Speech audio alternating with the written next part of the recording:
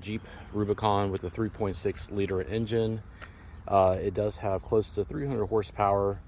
This one might be a little over. I do have a cold air intake and I have exhaust on it and a 93 octane tune, which does give it some extra pep.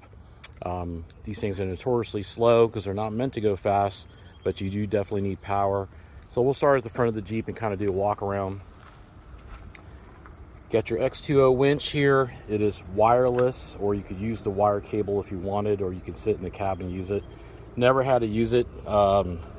Never been close to stuck anywhere we've gone with it, but just in case, you should always have a winch, and you have one there.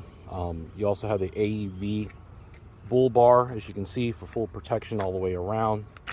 I have the fat fenders. A lot of people run the deletes now. This gives it a little wider stance. At first I wasn't a big fan of them, but they kind of grew on me, and all the Jeeps out there are running deletes, but you can do what you want to do with it.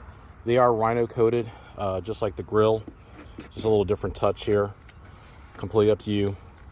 JW Speak lights, very cool looking. Just gives the Jeep a different sort of look, and I'll try to hit all the lights here in a little bit. You can see you have full light bars, which are excellent if you're camping or out in the mountains in the middle of the night where you have absolutely no light. They do come in handy. I have used them and they're really good to go. You're running 35-inch tires. These are the Open Country Toyo RTs. They have approximately maybe 2,000 miles on the tread, if that. More like 1,500 really. Rock lights underneath. Fox shocks with the reservoirs. We're gonna go back to the front here. You got a Fox stabilizing bar, which is adjustable. I'm sorry, your ATS track bar. And you have your Fox suspension series. Sorry, I'm trying to lean on the ground here. Got your grab points in the front, skid plates. This is just dirt. I had it professionally undercoated, not because there was a rust issue or anything, because I wanted to prevent any sort of rust issue. I had a 06 TJ and that thing was a mess, and I swear I would never get through that again, so paid $1,100 to have it professionally done. The frame rails, everything else has been injected, so you're not going to have any issues. Terraflex long arm kit. This Jeep also, it's not just show and go. It's got the double cardigan, so that if you do go bigger on the tires, this thing was running 37s at one point. I run it at 35s. That's good enough for me. You got your skid plate protection underneath here as well to protect all the vitals, but you can see it's nice and coated all the way across. There is an air compressor on this. It does have onboard air.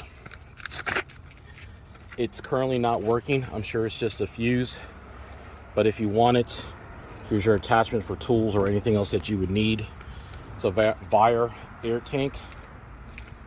Also the big brake kit from Bear. They're slotted rotors. People will tell you they're not great for off-road, sure, but 98.9% of the time, most of these Jeeps are on the highway.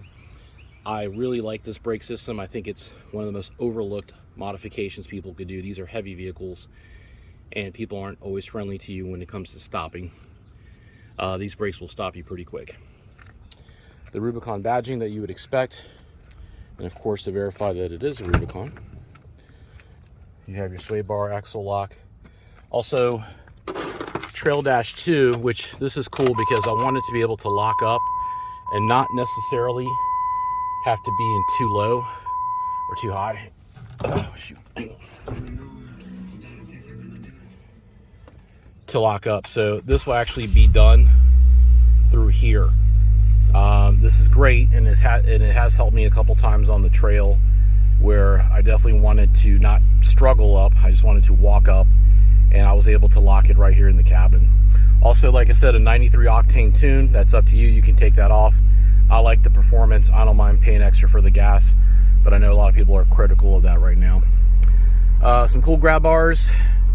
The stereo is pretty impressive. I'm not a huge stereo guy, but all I can tell you is that it's extremely loud and powerful. I got the speakers overhead, 2 in the back, which I'll show you, and then a subwoofer as well. So it's pretty wild. Of course, when you're going down the road, it needs to be loud if you have the top off. Right now I am running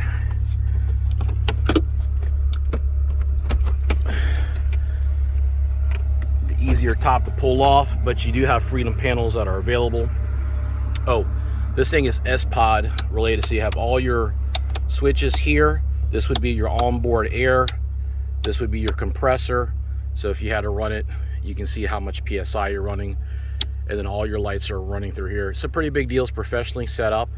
I think it was Trick Trucks that actually did it, so you don't have to worry about catching fire or anything else that you see on YouTube with these Jeeps. What else can I tell you come through here? I didn't put that on there, but whatever. You got your Ram mounts, which are my favorite because it can actually take some weight. This one is portable. This one's already kind of fixed in there.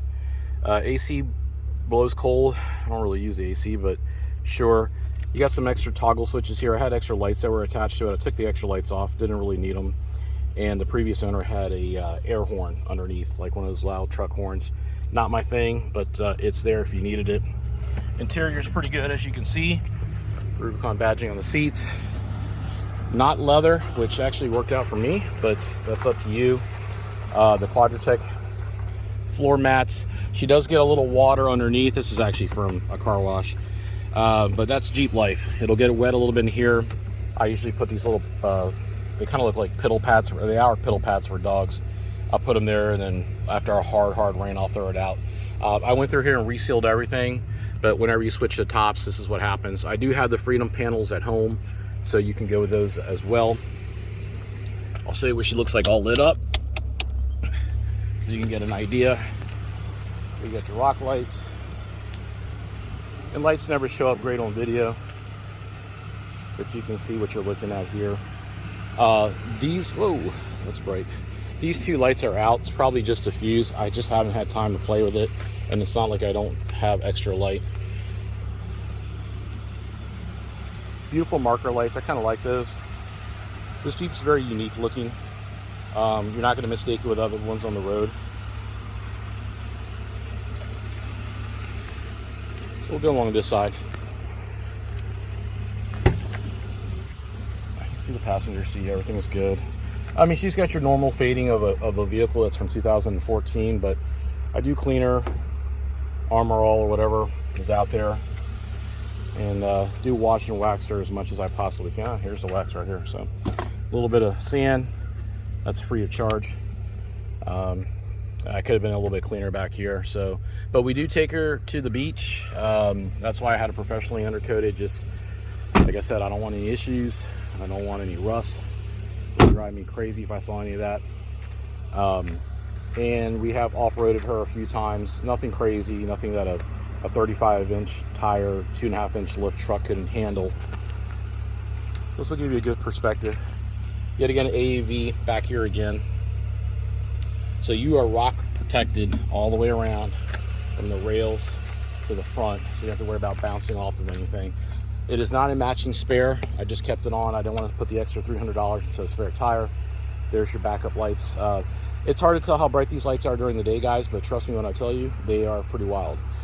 Inside, here's your high lift. This is smart. I love this mounting spot right here. Actually, I got people on YouTube that want to see a picture of this. So for many of you that may not know, you're going to need that in case you have a flat tire, only because your normal jack will not be able to lift this Jeep. That's how you would do it in the field. And then you can kind of see how I've customized just the interior, just so that when you travel.